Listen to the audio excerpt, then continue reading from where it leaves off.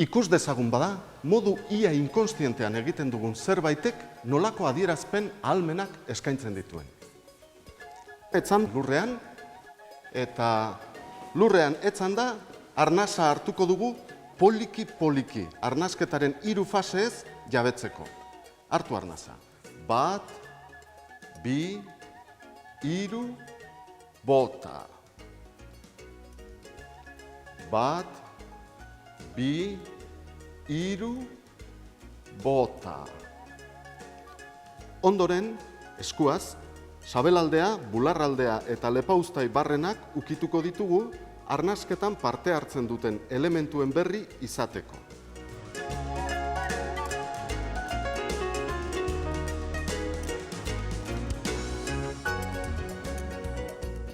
Ondoren, arnasketaren faseak erritmo ezberdinei egokituko dizkiegu.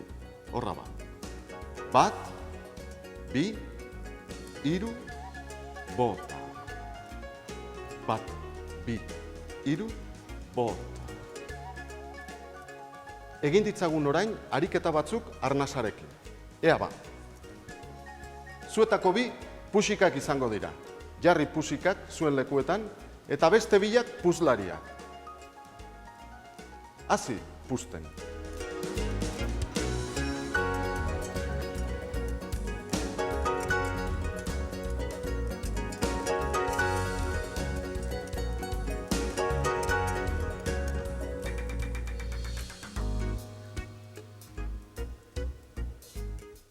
Orain, pinpon pilota batez, piramidea erasotuko dugu.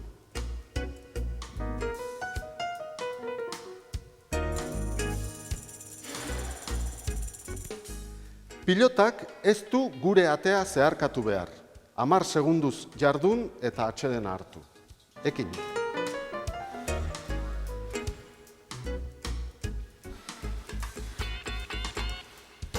Binaka jarrita, saiatu bien artean, putz eginez, komuneko papera askatzen.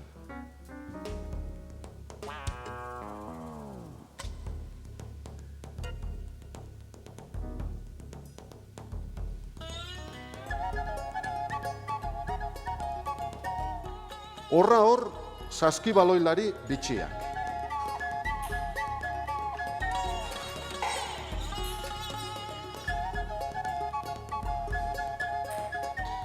Presio lapikoak izango gara orain. Ea ba, bete birikak.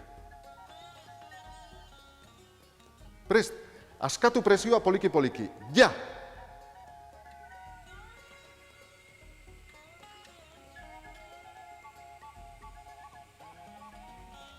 Nola hartzen dugu arnasa ikaratuta gaudenean?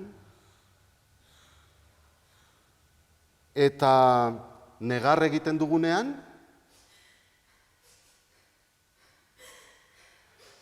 Eta aldapa erdian erdi itota gaudenean?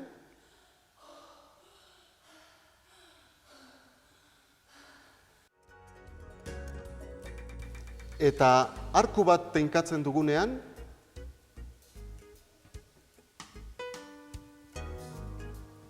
Eta zerraz zura mozten ari garenean?